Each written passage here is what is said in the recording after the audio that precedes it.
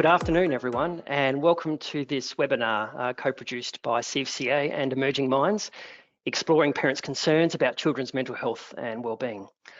My name's Chris Dolman and I work with Emerging Minds, and I'm really delighted to be joining you this afternoon to accompany some really experienced and skilled practitioners and also a parent who has lived experience of consulting with practitioners about children's mental health and wellbeing. So thanks very much for joining us.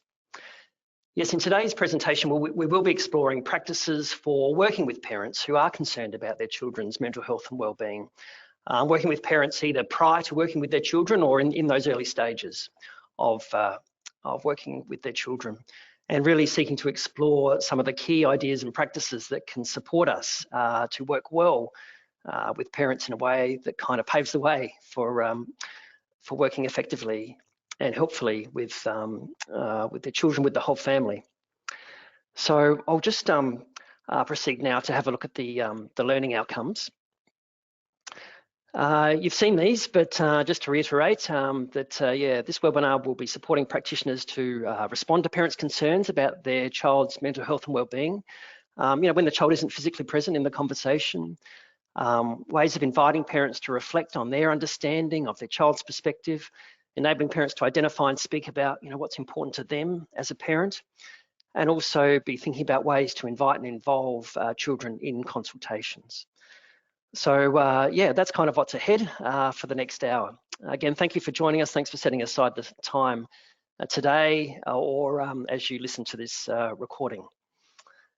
As we proceed, CFCA and Emerging Minds would also like to recognise and pay respect to Aboriginal and Torres Strait Islander peoples, the traditional owners of the lands on which we work and play and walk on throughout this country.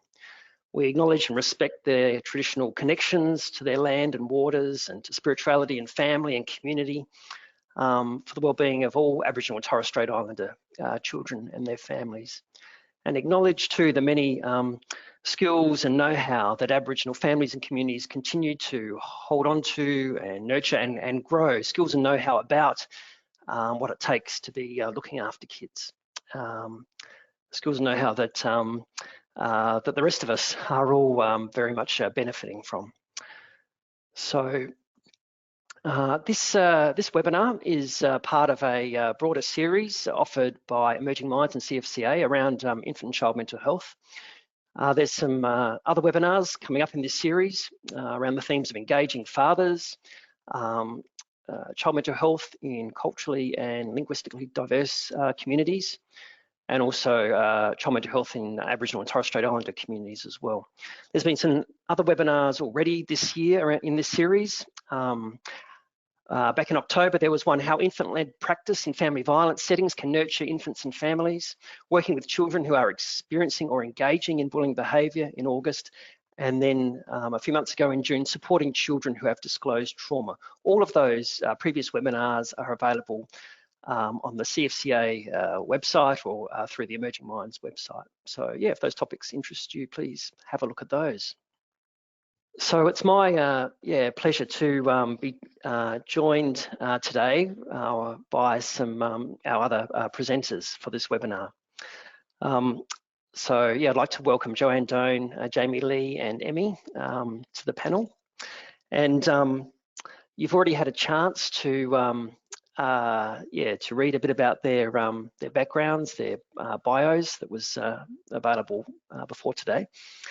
So thanks to each of you for joining us. I'm rather than restating the bio, I'm just going to perhaps ask them each a bit of a question to help us understand their position in relation to this work, really.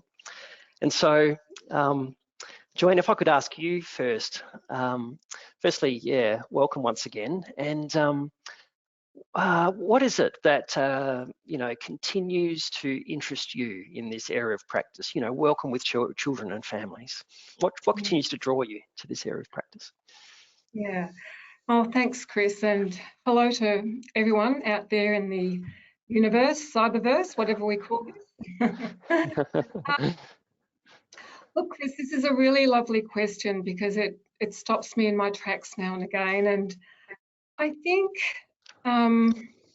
what keeps me focused is this fabulous opportunity to be part of just witnessing change and facilitating change, and I suppose, fostering hope. We have families who come to us who sometimes feel hopeless. And I was thinking about this question, and that lovely quote from Leonard Cohen, "There is a crack in everything, that's how the light gets in." And I think for me, focusing not just on the crack, but on the light also gives me hope. But I just see, the sense of struggle that the families come to us with. But behind that struggle is a real desire to change. So just, I suppose, the privilege of being part of that change helps me maintain interest. Thanks, Joanne. A privilege indeed. Yeah, and we're very much looking forward to your contribution over this next hour or so. And hi, Jamie. Welcome to you as well to this panel. Great to have you joining us. What about for you? A similar sort of question in terms of you've been working this area for some time in a few different contexts. What is it that continues to draw you to this area of practice? Oh, thanks, Chris. Look, I'm also acknowledged land that Joanna and I are on Kaurna land, and certainly working on Kaurna land is very enjoyable for me. It continues to be enjoyable working with children and their families for a number of different reasons, and so that sustains me as a practitioner.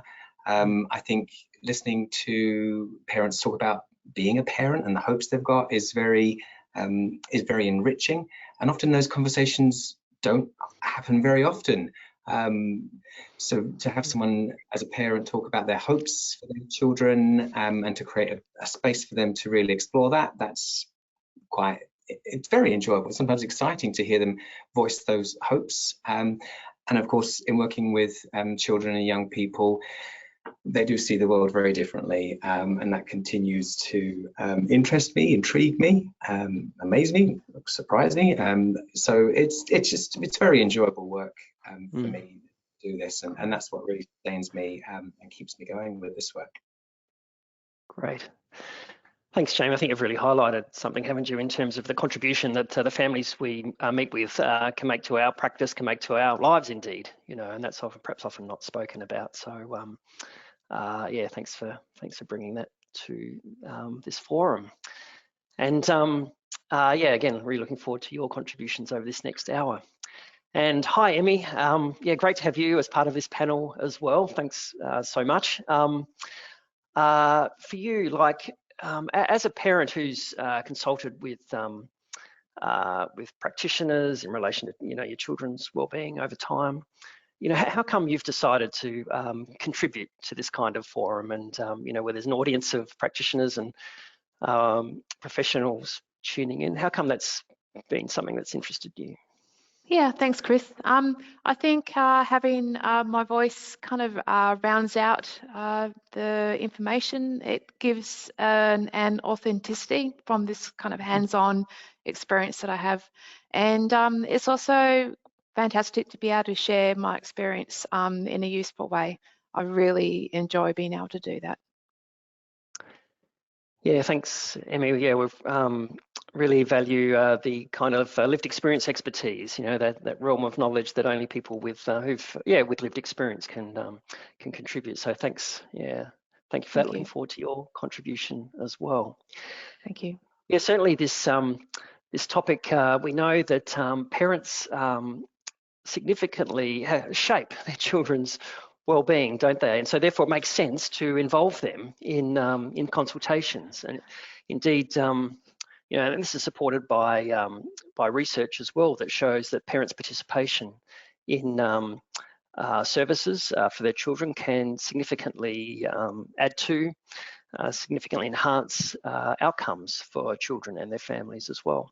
And so, in fact, research also shows that effective outcomes are more likely, when parents are invested and involved and engaged in those services, in those conversations alongside of their children. Of course, we know that many practitioners, many of you listening in to this webinar, work in very diverse contexts, where for some you may be required as part of agency policy, you know, to meet with parents beforehand, before meeting with children. We know for others that meeting with parents and children together is a you know, regular part of the work together. And some of you may only just meet with children as well. But regardless of kind of those scenarios, conversations with parents as a precursor to meeting with children or alongside of, like concurrent with meeting with children, can be very significant in shaping parents' views and understandings of their children, of the problems the child and the family are facing, and indeed of the child's relationship with the problem as well. And so these are quite significant, potentially quite significant conversations we can be having with parents. So we're going to move in now to a conversation, a discussion about some of these themes. So I'll just move on to sort of asking about the first question.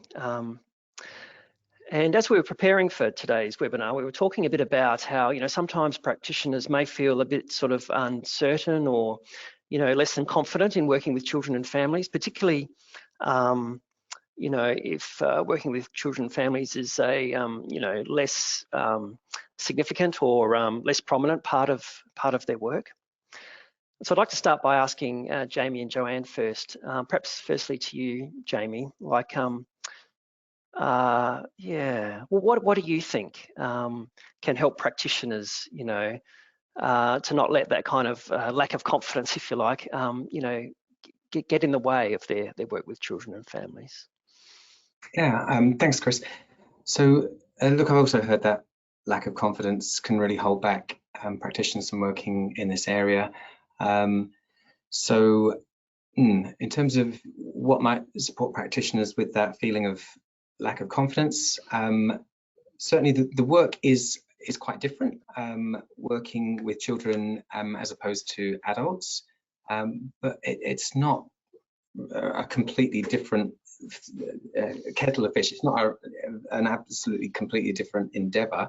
Children are still human beings. They have rights. Parents have responsibilities towards them. So many of the issues and the things that they want to work on are similar to what adults would want to work on if they were adults working not as parents, but just phrased differently. So similarly, the work that we do just needs to be phrased differently. So whereas I think the fallback position for a lot of therapists with adults is talk therapy, that still is very relevant and important, influential for children. But often the talk therapy happens while something else is happening, such as doing a drawing or doing an activity or scribbling on the board. Because I know children and young people are very, very skilled at multitasking. Parents will sometimes say, look, please sit still, listen to what Jamie's saying. I'm okay with them, really okay with them scribbling away, or doing something on the board, or stroking the little stuffed dog that, you know, that we have in the room downstairs. So I hope that's one reminder for practitioners that you can still use your main tool in your belt, to use that metaphor of talk therapy, but just also be aware that that will often happen while something is happening for the child's hands, and really making space and signaling it's okay if you draw, or we draw, or we can do something on the board together while we're talking about what Mum said earlier on when she was in the room. So I hope that's one practice that helps with confidence, but also for practitioners to remember that especially children, younger children will give you a lot of feedback about how they're going. So you can be confident and somewhat secure that if the topic is not of interest to them, then they'll start looking out of the window. They'll start wanting to go to the bathroom. Can I have some biscuits, please? What time do we finish? So if you can just tune into those signals that, all right, okay. And then just, of course, ask, how is this going for you? Because I've noticed you looking at the clock several times. So I hope those reminders for practitioners can help them with practice just around the talk therapy. It's still talk therapy, but often while they're busy doing something else, and also to check in quite frequently with children and young people. How is it going for you? Because you'll get that very instant feedback about whether they think this is influential in the problem or not. They'll tell you. Great. Thanks for those, Jamie. What about for you, Joanne? What is it, do you think, that can help practitioners keep those sort of, less than confident kind of feelings at bay a bit in working with kids and families if they're not so familiar with that? I think at some level, Chris, we have to remember we were all children once. For some of us, it was a long time ago. But so remember, some of what Jamie was saying, there's certain developmental stages where children, will like to be maybe looking at the bare cards or drawing or something like that. But basically, I think that sometimes practitioners might feel a greater sense of expectation when they are in the room with parents and children. They might feel that they have to have a lot of answers and they have to give a lot of information, when really what we have to do is relieve ourselves of that expectation and to just really simply be curious. If we've got lots of people in the room and we've got the child there, what a great opportunity to just be curious and ask lots of questions to the child about what do they think is going on. And I think we also have to remember that children are often more aware of what is going on in terms of the problem than what a lot of parents might say to us. We know in, say, domestic violence situations, for example, we know that children are a lot more attuned to what's happening with the parent and caregivers. Even when there's no physical violence there, they're attuned to that ongoing conflict. So I know some practitioners might feel protective of children, but I think I would also encourage practitioners to know, hey, these children probably know a lot more than what we think they might. And so I'd like to encourage practitioners to, after engaging well, maybe having a few games, to give themselves permission to ask into some of the harder questions about, what we're all doing here. Great. Having everyone in the room, what a great opportunity to just ask questions of, who agrees with this problem? Who doesn't agree with this problem? So staying in that position of curiosity, I think, can relieve practitioners of their own expectations of, having to deliver a solution. Thank you. Yeah, thanks, Joanne. I'd love to, hear more about some of what you've got to say about, when parents have concerns, when practitioners have concerns about children's wellbeing or that sense of protectiveness. We might be able to get onto that a bit later as well. So, yeah, thank you for that. Emmy, what about for you? What is it you'd like practitioners to be understanding about children and families? When they first present, when they first come into the service, the counselling room. Yeah. I guess I've got a similar things to what's already been said. One is that it's okay, to make mistakes and kind of put your foot in it. That's all right. As a parent, I understand that. If you're meeting someone for the first time, it can be really challenging for everyone. That, like you said, Joanne, just ask lots of questions, because that shows me that the practitioner is open, and it gives a sense that there's, when the questions are asked with that, like you said, that sense of curiosity, it gives a sense of that there's a lack of judgment. There's an open-mindedness and a willingness to hear.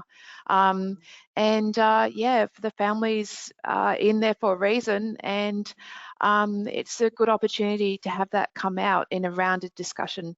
And I think curiosity is such a good one, because it brings that sense of lightness, but also depth into a room.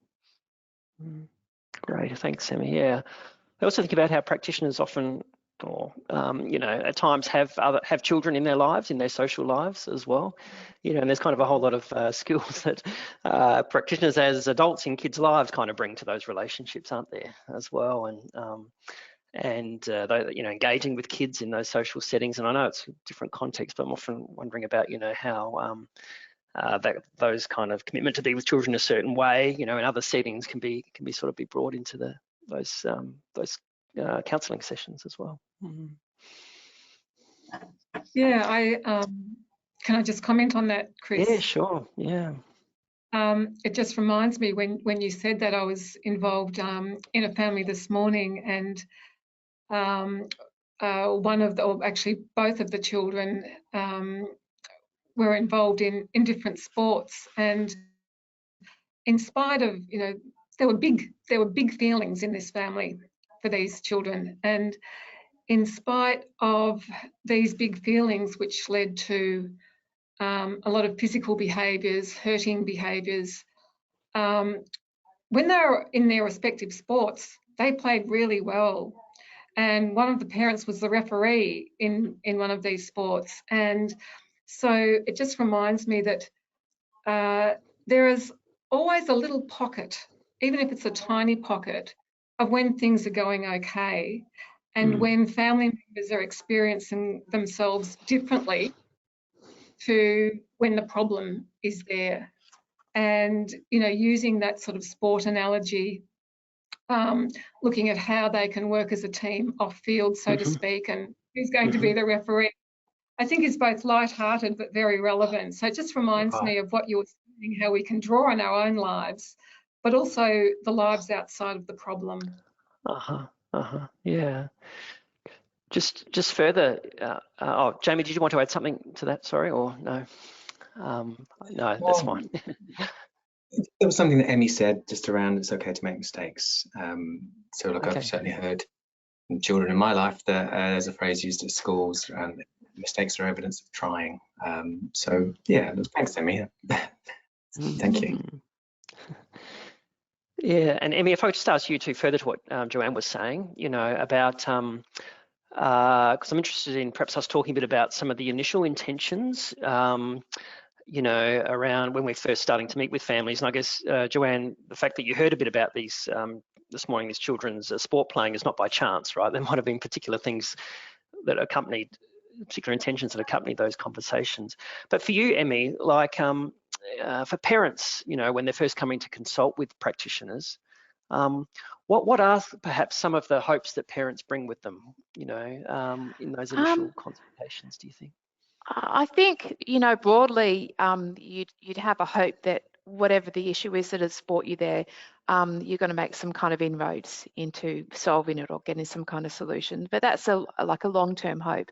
I think the initial hope is that you're going to be in a space which is safe and respectful, and one in which you're heard. That to me, those kind of ideas are just central to having a good working relationship with yourself, your practitioner, and your children. If I find myself in a space where I feel like I'm not listened to, or my children aren't heard, or their voice isn't important, I'm not going to feel comfortable there. So in a sense, my initial hope is that the scene will be set in a way that works with me and my family. Thanks, Emmy. Yeah. Joanne and Jamie, what about for you? Like maybe Joanne, for you, like what are some of your initial intentions in meeting with families, like in those very early stages? What is it that we can be talking about there that would help practitioners to get clear about their initial intentions? Yeah. I think in a first or at the end of a first session with the parent or parents, I would like them to leave with a lot of what you, Emmy, have said. I'd like them to leave knowing that I was really interested in all of the attempts that they have already tried, and knowing that I've acknowledged those attempts. Even if they describe those attempts as failures, it doesn't matter. To me, they're attempts, and they're attempts in trying to reconnect with the child, attempts in trying to find some solutions, attempts in trying to make a difference. So I'd like to leave them knowing that I've acknowledged that. And I also would like them to know that underneath those attempts is a lot of love and a lot of care for their child, despite what the presenting issue is, whether it's gaming addiction, whether it's an out of control child, whatever it is, that, you know, you are here, you picked up the phone, you made the time to come here. So to me, that shows that you really want to have something different and that you love your child in some way. Okay. And I'm really interested in what your thoughts are on how we've got to this point and how it's affected everyone. And most importantly, I would like them to leave knowing, oh, hey, I think we might have a bit of hope here. I think we've had a conversation that can lead us to some sort of solution. And there's that lovely quote from a family therapist, Alison Elliott, you know, they have the map, we have the torch. So, you know, families know themselves best. You know, our job is to shine a light, not just on what's going wrong, but, you know, what's also going okay or what they have tried. So these are some of the things that I'd like them to do. Right. Yeah. And are they kind of three things that you really orient yourself to in those early conversations? You know, what have they tried, and finding a way to acknowledge that, how they kind of figure they've got to where they are, and also letting them know something about hope. Those three sort of, there might be more, but they're three key things. Yeah. Okay, great. Yeah, they're three key things. And those sorts of questions, like, really, you know, once again, being curious, who else might have noticed these attempts? And I might also sort of take it further and ask into, and do you think that your child in their own way has started to make attempts? Now, those attempts might be some of the problematic behaviours as a way of getting attention, but, you know, is there a way you've noticed your child been making some attempts as well, either at home, in the school? So really trying to invite people to step into the shoes of other family members and just have a think of, oh, maybe it's a little bit different to them. How are they seeing it? What sort of efforts have they tried? So just introducing that, looking through this through the child's eyes in that session is really important. Thanks, Joanne. Jamie, what are some of kind of like the, you know, can I say the go-to practices, the things those practices you really draw on initially with families that kind of stand you in good stead? For working with parents. Look, certainly, because of the context in which I work, we will often be using at Relationship Australia and many other places as well, a series of risk screening questions. So also some questions around, so this would involve questions around domestic violence, around parental mental health, alcohol, drug issues that are affecting the family, from outside the family, from within the family. So there are a lot of questions there that we can then springboard into the work with the parents. And certainly the conversations do need to pause. Okay, I know you're here to talk about your son, but I'm also hearing from the form here that the form is trying to tell me that things are really unsafe for you right now at home.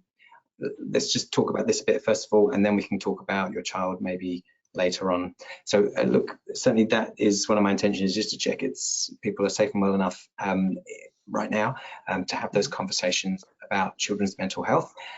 So look, assuming we can move on to talk about children's mental health, as you said earlier on, Chris, the link between children's mental health and well-being and parents' mental health and well-being is very strong, very, very strong. And people affect each other in families. We know that. Sometimes it can be because of these kind of upstream issues like domestic violence or racism or disadvantage, economic poverty. So these are really important factors just to tune into. But once we've done that, look, certainly for me, I'm very interested in how this is affecting the relationship between the parent and the child, and how we can bring the child into the room kind of emotionally through a series of questions which are about attachment, an attachment orientation. So we're thinking about questions like, give me 5 words to describe the relationship you've got with your child, and then I'll ask you to give me some examples of those times when the relationship feels like that for you. What are your hopes in being a parent to your child? What brings you most pain being a parent to your child? What's your biggest regret being a parent? So these are very powerful questions, and really make the child really come alive in the room. And it's not a test. This one genuinely is no right or wrong answers, but certainly that really, I think, very powerfully starts to zone in on, okay, what is absent but implicit for you with your child? What is going on for you? How is it affecting you? And what are you hoping to be different? And we can just use Joanne's quote back there, start to really torch on, okay, if this is how it is right now, how do you hope things will be in the future? And why is that? Is this the first time you felt those people wanting things different? Yeah. Great. Yeah, so a number of things stood out to me from what you've said, but also really understanding like the impact on the relation, like paying attention to the relationship between the parent and the child, and how that might be affected by whatever the problem is. Yeah, that's one of the significant kind of inquiries. Yeah, for you as well. Yeah. Actually, folks, we've been having quite a few questions come through from the participants. So thank you, everyone, for submitting those questions. We'll try and get to, or we will be getting to some of those. There's a question about and also some have submitted questions prior to today. So thank you for those that have already done that. A question about, if it's kind of clear from your early consultations with a parent, say, that that a child might be experiencing some, mental health difficulties, to the extent that you become a bit concerned about that. But the parent has a different view to that. They're not so concerned, or say they're not concerned. How do we go about responding to parents when that's the case, when they're not perhaps seeing some of this? Yeah, Joanne, do you have some initial questions? Perhaps then I could ask Emmy for your comments about that. Me? Did you say, or Emmy? Yeah, sure. Yeah, sorry, Joanne. Yeah, Joanne. Yeah, perhaps for you. Yeah, what comes to mind for you about that? I think if we are getting information from parents that leaves us concerned, and the parents are not concerned, I would be once again just being really curious and asking into that. Can you tell me a little bit more about that behaviour, and does that surprise you, and who else notices that, and how long has that been going on? And do you think if Bobby was sitting here that he'd say that no, things are okay, or do you think he might say something differently? So once again, trying to position the parent, or to invite them into seeing things through the eyes of the child, but we're also having to at the same time assess, I suppose, the level or the ability of the parent to be able to do that reflection. And some of the questions that Jamie posed in the previous question helps us understand how quickly or how slowly to go when we're in that situation. I'll also be asking the parent if maybe if I'm speaking to a dad, if Bobby's mother was sitting here, or if Bobby's teacher was sitting here, do you think they might have any questions about, this sort of behaviour? So once again, getting them to think about other people's, what they've noticed, rather than me coming in and saying, well, hey, this is a problem, I think we need to deal with it, because I think that's disconnecting rather than connecting with the. Yeah. So one way you'd open space for perhaps those considerations is asking those questions about others' view of the situation to help the parent sort of think, rather than kind of your own take on it. My ideas. I'd also introduce some ideas around what hopes the parent has for their child as they're growing up, depending on what the situation is. What are the values that you hope that your child can fall back upon when they're in their teenage years, or when they're in a relationship themselves? What does that look like to you? And what sort of hopes do you have, for them? And when are the times when you think those values and hopes are alive and kicking in the family? And when are the times when you think those values and hopes are really hard to dig out because of all of the pressures that you're under? When are the times when it's really hard for you to hold on to those values? So once again, not pointing the finger, but acknowledging that, hey, sometimes I know that it's really hard for you to be the parent that you want to be. So those sort of questions that I suppose acknowledge but invite. Yeah, sometimes it really is hard, Joanne. Yeah. And so that can then open up the conversation for perhaps times when the parents, aren't being the kind of parent they want to be, say, or are struggling with ways the child might be being. Yeah. Okay. Great. I think after that. Oh, sorry. You go. Yeah. After that soft introduction and that acknowledging, I think sometimes there can be times when maybe a little bit of information about the situation can be offered. But if it's offered too soon, I think we risk coming from a position of judging. Thank you, Joanne. Yeah. Emmy, for you, from a parent's perspective, do you have sort of guesses or ideas from your own experience or, understandings about ways practitioners can respond, say, if they have concerns about a child's well-being that the parent isn't noticing or, sees differently? Yeah, I guess I'd be finding out why that is. I mean, it could be that the parent's own idea of okay behaviour is very different to what regular standards might be. A particular kind of behaviour might be normalised in that parent's life, and so they might not be able to see problematic things arise because of their own situation, maybe their childhood situation or their current situation. And as you were saying before, Jamie, that conversation around safety and so on, that might bring up some of that stuff. Also, like you were saying, Joanne, about the hopes and values, I think that's such a good strategy, having a talk about hopes and values to kind of find out what the parent's idea of the child, where the parent's idea of the child sits, and how it kind of sits within their own hopes and values for their child and for themselves.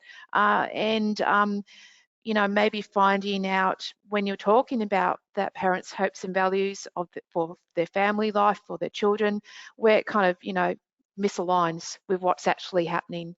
That's, would be a really good way, I think, to have that really open, ongoing conversation, and would really allow the parent then to be able to speak about what they think the problem is with their child or not, and find out again where the two don't match, and also don't give up. Some ideas are really ingrained. If maybe if you didn't have a lot of knowledge about particular issues, or maybe you have a different cultural understanding, or just your own conditions of being a parent are really different, it can take a while to shift that. But if it needs to be shifted, it will eventually, because as has already been said, the parent is there because they love and have concerns for their child, and so that already lays the groundwork for things to shift and move as they should. Great. Thanks, Emmy. Just to extend that a bit further, actually, I might ask you afterwards as well, Jamie, about this, but I'm just thinking of where a practitioner is concerned to the extent that perhaps they'd be thinking that they need to make some sort of notification, child protection notification, right? And this can be tricky, can't it, for practitioners in working with parents where they're sort of knowing or feeling that's what needs to happen. Again, what's, from your perspective, Emmy, what's kind of the best way practitioners can approach those conversations where they are concerned about children's safety, even with parents? How to go about that? I think something like that, just be frank and direct. There's no point kind of, working your way around it. Me as a parent, if there was a child protection issue, I'd want to know about it. I'd want to know straight away. And I'd want to know why and, what I can do about it. And kind of have some tools to manage it because it's serious. And I'd also want to know how it was that I was missing that. I'd really want to get some understanding around the issue. And yeah, I guess that will be a time for just an open and frank conversation, because knowledge is better than ignorance, isn't it? Sure. What do you think would help you or help any parent be open to that frank discussion though? Like what needs to precede that, do you think, for that to kind of land with a parent?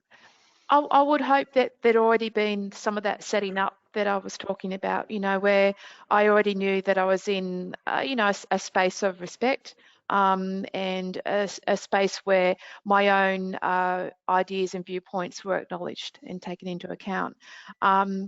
And so in that sense, that creates the avenue for then this more serious issue to arise.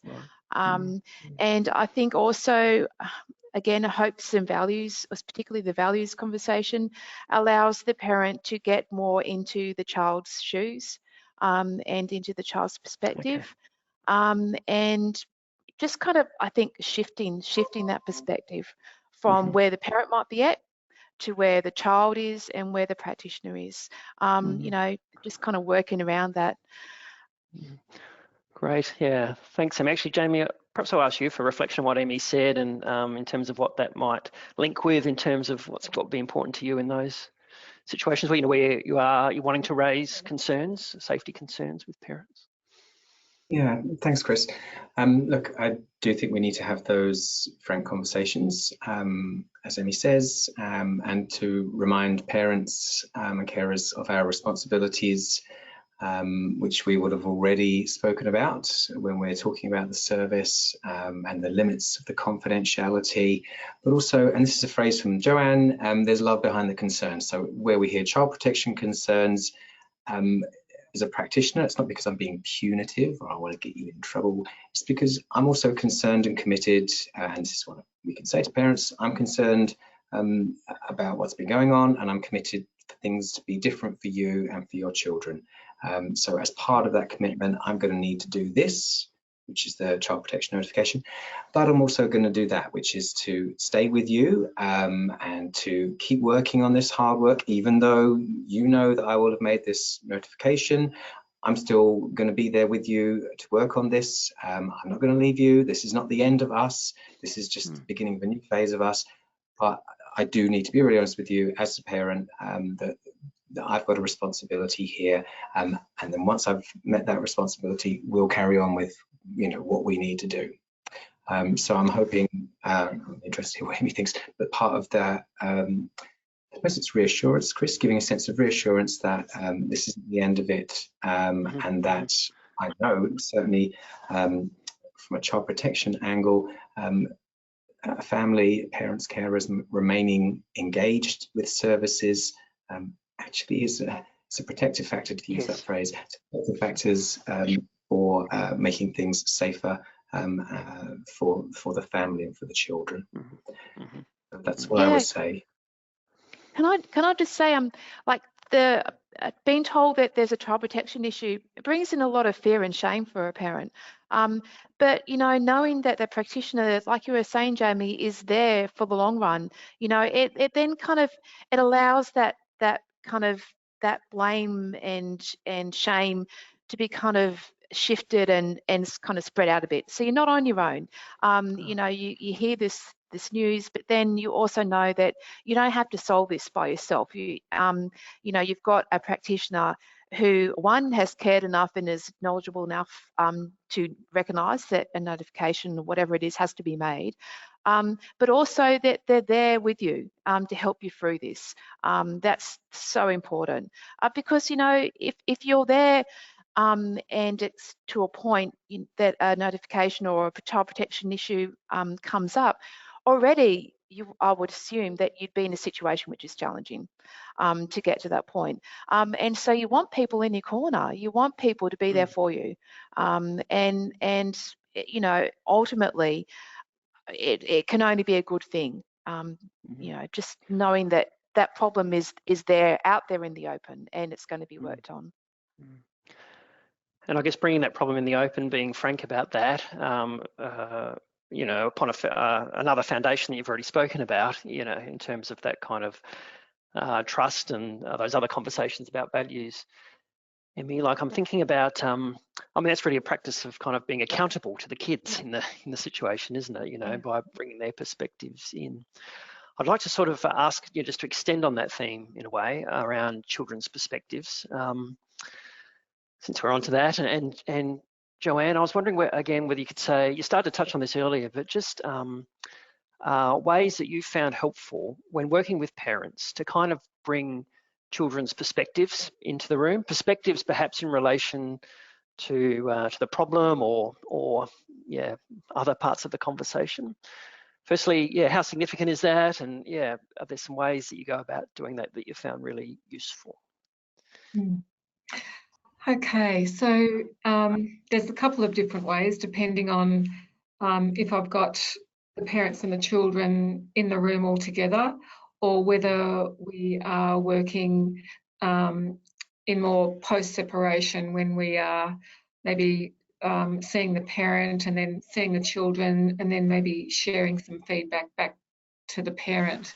So when we're in the room with the children, the way we work is that we have already invited the children to write down or draw what some of the things are that is not making them very happy. So the children have an invitation and have actually got something to share before they actually come to the session. So that's certainly one very practical way that invites children's voices into the session, and once they are there, we ask into that. Right. And what are you interested in asking about in relation to whatever it is they've drawn or produced in some way? Well, I'd be asking about, first of all, this would be after we've engaged, and you know what happens on a good day in your family. How, if I was a fly on the wall on a Saturday morning, what would I be noticing? And you know, what's the best thing about having Mary as a sister, even if she has her music up loud all the time, and even if she does this, and even if she won't play PlayStation with you, is there one good thing about that? So you know, after that groundwork, I'd be asking, well, you know, if the problem, if we could measure the problem in centimetres, how big is it? And who else do you think, you know, sees it this big? And how long has it been happening? And, you know, who do you think is worried about this problem the most? Who do you think isn't worried about it at all?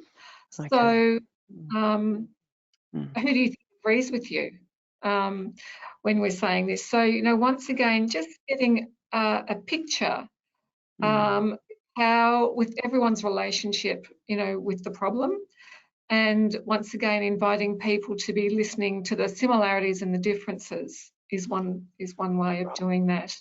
Yeah. Great. Yeah, in the post-separation space, which I'll leave Jamie to talk about. Yeah, there's different processes that we would use. Jamie, would you like to complement what Joanne's been saying in terms of bringing children's perspectives into the room, say, you know, when working with parents or, yeah, for example? Yeah, thank you. And look, certainly, so I work mostly in the post-separation space. So I think that's, Joanne, why you're suggesting I would answer that question. So I think one important practice point that I find really helpful is that whenever we're working with separated parents who may have very diverging, very different views of the children's mental health, or whether there is a mental health concern or not, which is touches on what we spoke about previously, We're not about trying to find the truth. We're not about trying to see which is the correct parent and to go, oh, actually you were correct because the child does have a mental health issue. It's not about that. So look, certainly in terms of the work with different parents after separation who have very divergent views and maybe diverging from the child's views of their own well-being and mental health, I think it's still very helpful to try with the parent who sees that there is no concern, that everything's fine, child doesn't do that with me, to really ask them, okay, even though this isn't something that you're concerned about, even though you're saying this is something that happens in your house, it still seems to be affecting your child, and I know you're committed to your child, you love your child, you've told me about all these sorts of things previously, so setting aside your view of this, what can you do to support the other parent and your child with finding a different way of being? Not saying that you're a better parent, it's just about what can you do, what can you offer?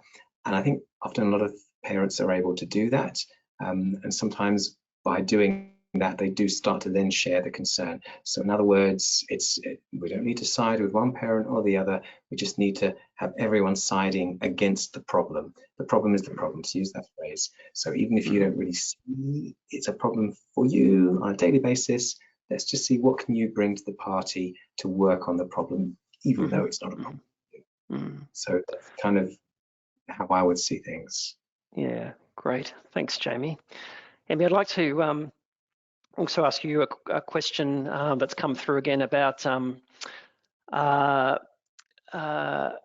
asking about how to work with parents who perhaps have had experience of services that have been less than useful, like negative experiences of services, or who are sort of not that keen to engage in services. So what are your thoughts about that in terms of when a parent has had those experiences, how services can kind of respond to that or work with parents who have got that behind them?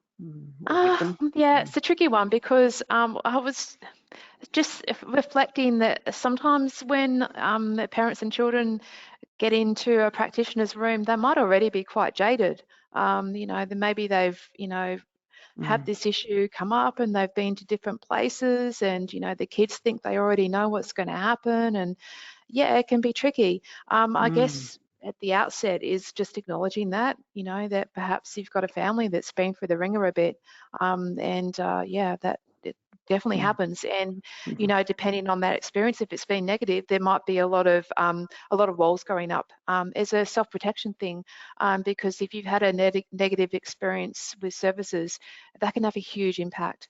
Especially if you're in a very vulnerable situation when you end up in those services. So I guess just kind of acknowledging that, maybe having a conversation around how that was negative, how we can do things differently. What are your needs to be able to feel safe and to be able to feel that, this is going to be helpful to you. Really bringing it back to the parent and to the children too, because the children would have some strong opinions on that as well, I'm sure. And also finding out what the family themselves is doing around the issue, because it could be that they've just taken things into their own hands for a long time, and some of that might be useful and some of it might be not useful, but being able to kind of bring that up and talk about it and unpick it a bit would be really helpful, and also would show me as a parent that having these open conversations, where we're acknowledging the past, and the lack of service help and, the strategies that we've been using, shows that maybe this is a space where I'm going to be listened to and where our skills that we have and do put in place are going to be acknowledged a bit. Great. Thanks for those ideas, Emmy, the kind of the unjading of families, I guess, what you're describing. Thank you. I'd love to actually, Joanne, ask you a bit more about that, but I won't because I'm a bit aware of the time. And I'd like to ask you about another question, actually, which is around, a couple of people have mentioned about families facing quite long waiting periods at times to access services, and this might be something that families that that access your services, Jamie, as well, face at times. Like, how can practitioners how can parents support children's mental health while they're waiting to see a practitioner? Are there some things you want to let parents know about that can kind of sustain them during that period in some way? Perhaps Joanne, to you. Yeah, look, everyone has long waiting lists, and so some of our families will use a single session process, so the waiting list is quite short. They might want to go back on the waiting list after we see them, but I think, you know, what we can do is in an intake call to certainly provide some ideas for parents to experiment with, maybe to practice. So it's not telling, it's an offering to actually try and very briefly identify, okay, who's noticing what's going well, and how to, you know, talk with the parents about how to amplify that. Reminding parents that this is also about co-regulation. We talk a lot about self-regulation, but helping parents stay calm so that they can help their child stay calm. So the focus shift from the child to that of the relationship. So I think there's lots of information and useful websites that we can share with the parents, you know, while they're waiting.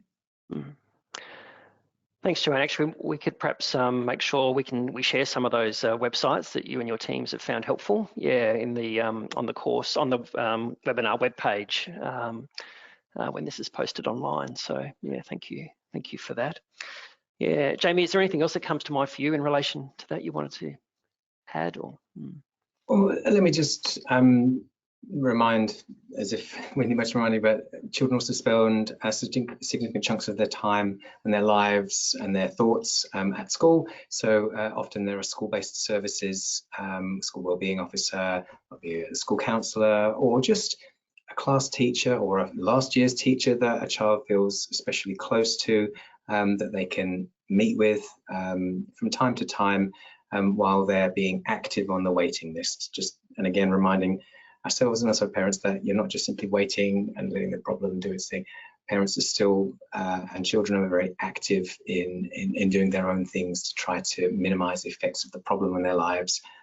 So while they're being active on the waiting list, I'd consider speaking to the school, because often there are teachers that really do adore the kids, and other support services, Aboriginal liaison staff as well, cultural consultants who can really help the child feel as though someone is listening to them at that moment in time. Great. So we've had another question as well about how can practitioners respond to parents who are like expressing negative opinions about the child. So when the child's not in the room nonetheless, but you know, when they are expressing negative views about a child, the question is, yeah, how do we respond to those? Yes, because this can be quite a tricky circumstance for practitioners to be in, and one they might be concerned about prior to meeting with a parent when talking about a child. Yeah. So, yeah, Jamie, is there anything that comes to mind for you about that?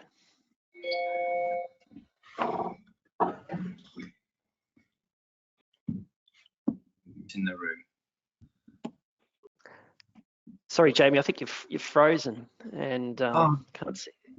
Yeah, the screen's gone blank for me as well. Are you talking about when the child is in the room or is not in the room? No, when the child's not in the room. Child's not in the room, okay.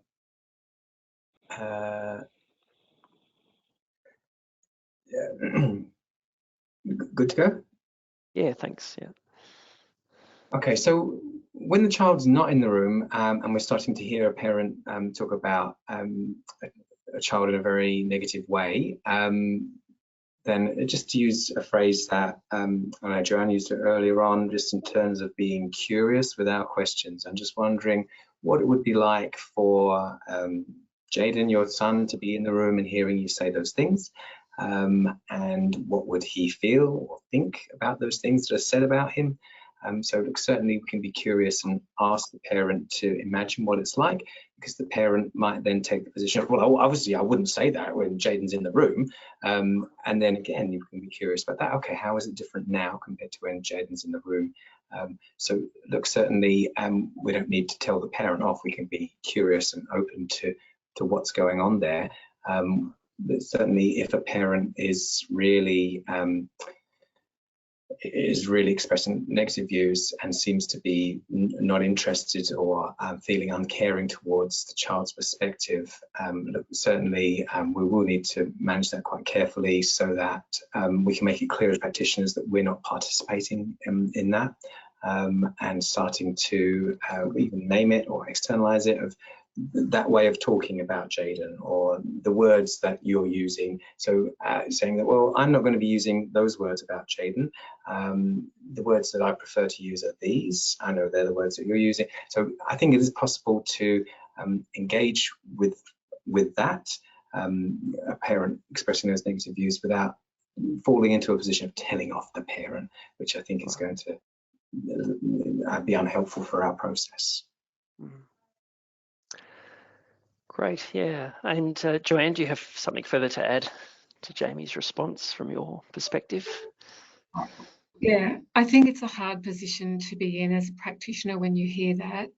I suppose my interest would be, first of all, responding with something like, it sounds as though this is what's happening with you, and your child is really hard for you at the moment. So trying to get the parent into a position of understanding, hey, something's really hard for you at the moment, to connect with your child, because I'd be interested in looking at what's happening for the parent. You know, what's the emotion that's happening for the parent to feel this stuck in describing their child like that.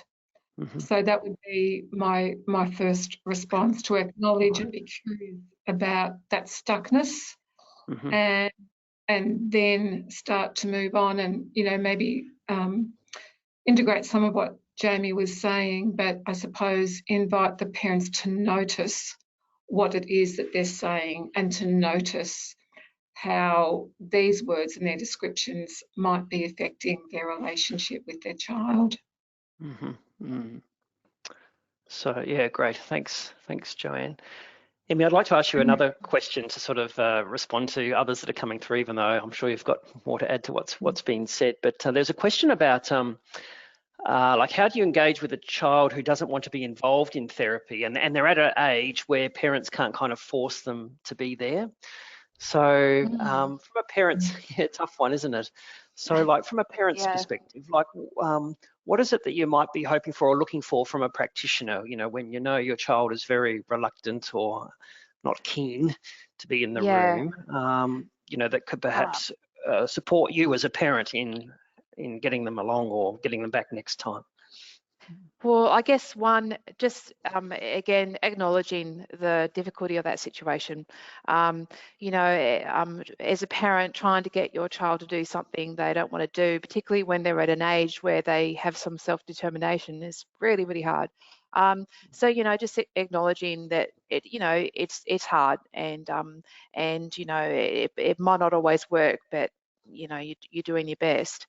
And I think just kind of sitting down and talking about it with a parent, you know, kind of brainstorming strategies that you can use, you know, looking back into the past, what's worked, or, you know, what the child's interests are, just really having a session, you know, where you and the parent are trying to work this out, because it is a tricky one. It really is, you know, but, you know, if the parent, you know, really wants the child to be there, and it's obvious that the child, you know, should be there, then you've got to keep at it till you get some kind of solution. And, you know, maybe if you can, look at alternatives, try and go out of the box a little bit if there's scope to do that. Great. Thanks. So Jamie, what about for you, like even to sort of try and mitigate that or lessen the chances of that or reduce that reluctance, perhaps I could say? Like, are there some things that you found helpful perhaps in meeting with parents prior to meeting with children that kind of help create a context for the child to be meeting with the child? Yeah, I think it is important to engage with the parent or carer around what they think their child is the sense the child will make of attending these services, because I'd say 99% of the time, the person who says there's a problem that we need to work on is the parent or carer. It's really quite unusual for a child to say, I'd like to go and speak to a therapist, a psychologist, or social worker. So just exploring with the parent about, how big is the problem for you, or on a scale from 0 to 10, and how big do you think the problem is for your child? Because the chances are they're going to say that the child would probably say that the problem is smaller. So then we can start to say, okay, what can you, as the grown-up here, what can you do to make it easier for your child to see how it's important for them to come along, even though it's less important for them than it is for you. And again, we can often find parents are quite resourceful in that. And look, there are a number of things that parents can do without them becoming punitive and saying, you better go and see that psychologist or else. We don't need to ask parents to use threats to do that, because parents, as Emmy said, parents can be creative in the way that they let the child know about their concerns, their worries, and their hopes for things to be different for their family. Yes, your comments have me thinking how, the meaning for the child of coming along to the consultation is up for grabs. It's not set in stone, I suppose, and that the practitioners in meeting with the parents can be kind of influential in helping to shape the meaning the child might be making of coming along in some way. Yeah. Joanne? Quite often we'll write a letter to the child. First of all, because it's quite unusual to receive something in a letterbox. But just a simple letter like, I've spoken to your mum, she's told me a couple of things about you, and we'd write down some of those good things. A bit about our role. I often talk to children about ... and I might include some of the concerns that are happening at home. But most of all, I'm really interested to meet you and to have a chat. So, softening that introduction is quite often a helpful way to begin as well. Great, yeah. Thank you, yeah, all three of you for those responses. I think we've got time for one more question. I guess it's in relation to questions been asked about, what about if you're meeting with parents and they have their own mental health concerns that they're responding to, that they're trying to find a way through. How do you work, or what extent do you work with parents in relation to that, even though the presenting issue might be a concern about the child, like they're coming expecting to talk about the child, but this is discovered. So how do you work with parents when in those circumstances? So yeah, again, Joanne, yeah, for you, like, is there something that is important to you in those circumstances in terms of practice? Well, thank you. Yeah, well, firstly, once again, we go back to this notion of acknowledging a lot, but I think we go back to that notion because it's so fundamental. It's part of engagement. It's part of ensuring the client feels understood. So I would acknowledge whatever the parent's concerns are about the child, and I would ask into that. And then I might ask some invitational questions, like, I noticed this concern about your child. It's a really deep concern. So is it okay if I ask how this concern is also affecting other members of the family? Can we start with you? So a general invitational question, and acknowledging that, yeah, no wonder you feel this way. So trying to contextualise and normalise what we are noticing to the parent, which I then think it might be easier for the parent to know that when we are asking them, would they like to talk about some of what we're noticing, it's coming from a position of wanting to work with, not a position of judgment. Right. Great. Thank you. Emmy, do you have some reflections around that for parents? Yeah, I think there's kind of two avenues really. One is if the parent is aware, you know, of their mental health state, and the other if they're not.